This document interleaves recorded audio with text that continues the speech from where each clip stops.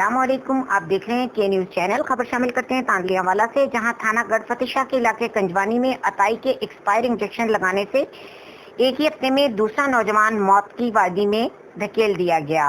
मजीद इस हवाले से बताएंगे हमारे नुमाइंदे अली हसन साबरी। जी आगाह कीजिएगा कि आखिर आए रोज ऐसे हादसा की वजह क्या है? क्या महकमा सेहत इंतजामिया अताइयों के खिलाफ एक्शन क्यों नहीं लेती?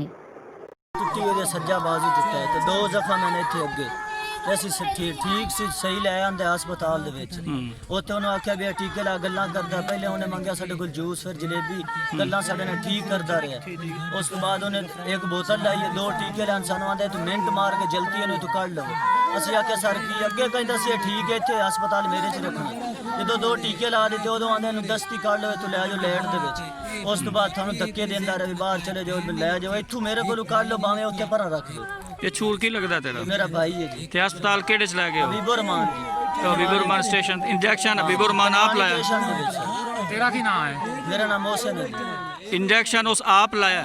उस आप जी लवाया। उस आप पहले चेक किया आके चेक करके उन्होंने और बंदे से उन्होंने आख्या भी तू ला दो जेड़े जेड़े टीके लाने ते या बोतल लानी उस लवाया। आप उत्ते खलो के लवाए लावण वाले और छुआर हैं? हाँ 2 छुआर हैं और उन्हें लाया तो लवाया वो भी उत्ते खलोता है। तो उससे जेड़ा वो डॉक्टर मुंशी है। तुसी भी नाल गया? नहीं मैं भाई मेरा सी ते थोड़ा इत्थे जुबान टुटी है सर।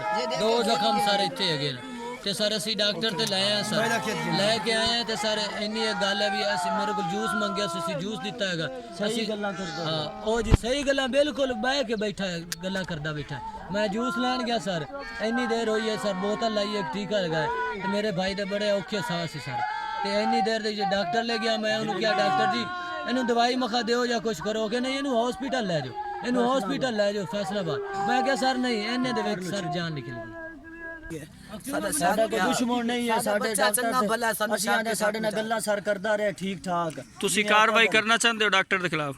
जी असी इंसाफ ही दे छड़े इंसाफ सानू दे छड़े भावें शक जो है सानू चंगा भला बैठा मैं ठीक है सर जिदा आपा गल्लां करदे पे इदां ही गल्लां करदा रहे ते 2 मिनट हो गए ने सर ते बेहोश किरा अद्दे पहुंच सर तो सी अगा ओ हसी ना ओ का शक के शक कर दे बस।